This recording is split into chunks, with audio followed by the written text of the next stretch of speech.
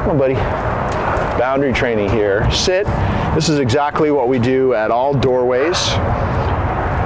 Have him sit. I step through. This is a gateway, of course. I'm going to go in. I'm going to come back out just to show you. We go both ways always. Okay. I'm going to come out. Just a second here. Come in. I'm going to say sit. Open the door. We're always saying sit. Okay. I'm going to have him sit close to the threshold so you can see. I always have him sit. I step out. He waits till I step back. Okay. It's just a great exercise to do. Most dogs will be rushing through doorways and boundaries, pulling their owner out, like we're just starting this walk right now. So normally a dog would be pulling them out. They're so excited to go on the walk. This actually starts on the inside of your front door. If you want to have this calmness when you're first starting your walk, put on the leash inside, have him sit at the front door, sit on the inside, of course. Open that door, make sure that you reinforce that sit, stay. If he pops up when you open the front door, you say no, and you reset him, put him back, and do it again. If you have to reset him a few times, because you're going to have to practice a bit, because what you're seeing here is 3 weeks of doing this with me. So he knows to do it with me, but he still perceives you in the old way of what he was doing with you before he came to me. So you're going to have to practice a little bit, make sure that you do exactly as I'm doing on the video, and he'll get used to doing this with you. That I'm talking a lot here, and he's very antsy. He's a puppy, so hyper beagle puppy. So anyway, we're starting the walk like that. So we got the doorway, we got the gateway, and now we're gonna kind of blocked here. We're gonna go over to this curb, and I'm gonna show you what we do at the curb. Okay. We had him stop and wait at the gateway. Now we walked him over here, have him sit, and we do this every day. So this will happen at your house as well. If you want to do this, it's the routine. He starts anticipating what we've done every day for the last 3 weeks, and he's already calm because he knows how this goes. The first week and a half, he was out of control. I had to reset him multiple times. I had to make sure we had a calm sit stay. Okay, and this is the way we start the walks. And I cross the street. Going across the street, in the way that I do this, in my mind, I call it the calm zone, between curb to curb. Okay, sit. And then across the street, he's still on the clock till we get here. Go. Now he's free in the walk. The free time walk can start, and most of the walk will be free time, of course, because we're supposed to be enjoying a leisurely walk where he's sniffing and marking whatever he wants to mark, peeing. But I have him stop at every curb, and I practice walking across in training mode, as you saw, where he's not pulling me and dragging me around, which is what most dogs do when they cross the street. And then really, if you timed it from my front door through the gate and at these two curbs, by the time I get here, it's maybe a minute and a half at the most, maybe not even that much. And then you start having this really calm dog at the very beginning of your walk, and he's, you start the walk and he's in the zone, so to speak. That's what I call it. And you can have a lot more control over him on the walk, rather than him rushing out the front door, pulling you down the sidewalk. This is a much better way to start the walk.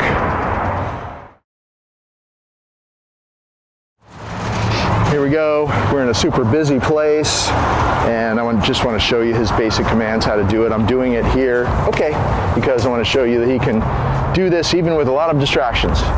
Sit. We never repeat the command. If he didn't go there just with your voice command, you can just pull up with a little bit of pressure, just like that.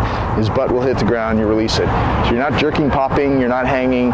It's very subtle, and it's continuous tension, and his butt will hit the ground, then you just release it. Stay is built in, so you don't have to say stay. I've never said stay. He just knows that he's going to be in that position until I release him. And that's just a basic sit stay where he accepts me walking back. walking around him both ways. And then to reward, and not that he'll take one of my gross dog fish rewards. Good. This is a very high-end dog treat. He won't take it. He's very, very picky. That's how you reward. And this is important because when he is, so he knows what I have, so I can't lure him right now to look at me because he's interested in all these distractions passing by. But you see how he's staying in the sit stay. It's a solid sit stay, and that's what you want. He's waiting for me to release him. But when you have a reward, like a piece of chicken would work, or a piece of cheese, lure him to look up at you, eye contact straight down while he's looking at you, and you say good at the moment you give it to him. Very important to do it that way. And the way to release him out of a sit stay is with your right hand, you just pat his chest and say, go, and he's free.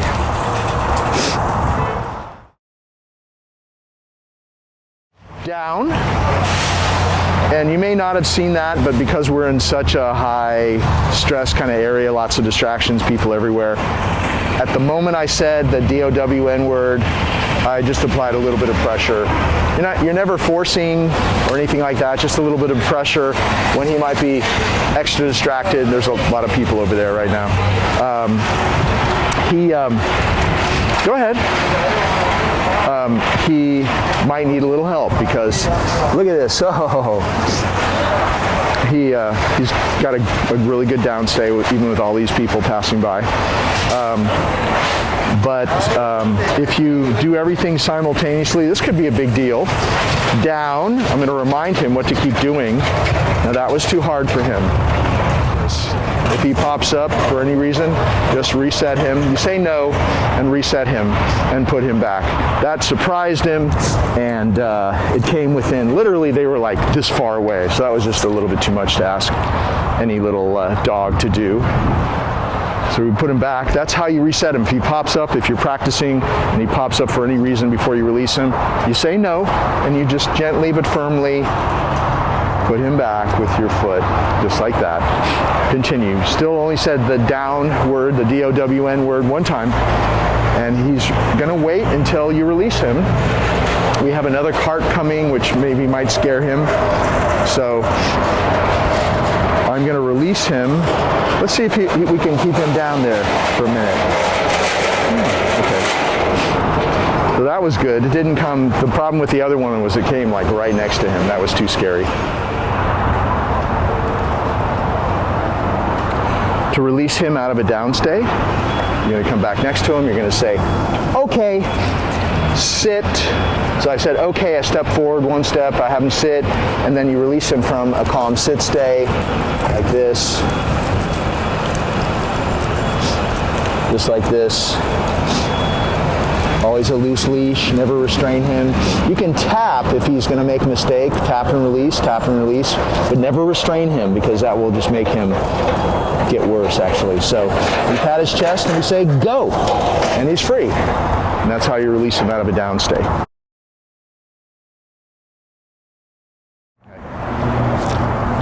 And just a little leash walking advice for you. If you, from day one, are making sure that the leash is loose, and when I'm walking him, I always keep this loop over my left hand, and then my right hand is free to take a reward. Come, I can call him to me, good boy. Even though he's not really into treats, but I'm still just, whether he wants treats or not, come, I'm gonna call him back to me, good boy. You know, these are dog treats, which he's not crazy about. He's used to chicken breast or little pieces of cheese or something like that. He's spoiled. But anyway, he'll still, whether you have a treat or not, at this point, he'll still come to you when you call him, especially on leash. But I practice a lot of the come commands when we're out in public like this. And what that does is draws the dog back next to you. You're always calling him to check in with you. And I would recommend higher value rewards because any kind of, no matter how great the dog treat is, and these are like really expensive dog treats, he's just spoiled. He's into chicken, you know, the turkey, pieces of turkey, things like that. So use that when you want to motivate him to learn something new. But still, even with no food at all, and there's no food here, come. You can see he's going to come to me Good boy, because of the way I practice. And so that's the whole goal, is that in a few weeks, you don't need treats anymore. Just you practice with a leash and with rewards, so that when you don't have a leash, or I do have a leash, but when you don't have a reward, come, he comes every time. Good boy. And you can have control over him. Now the off-leash stuff you want to practice in your backyard, of course. But this little clip is going to be half leash walking on a loose leash and half the come command. We already started that come command part. And so just always keep the leash loose. You don't want it to be like this.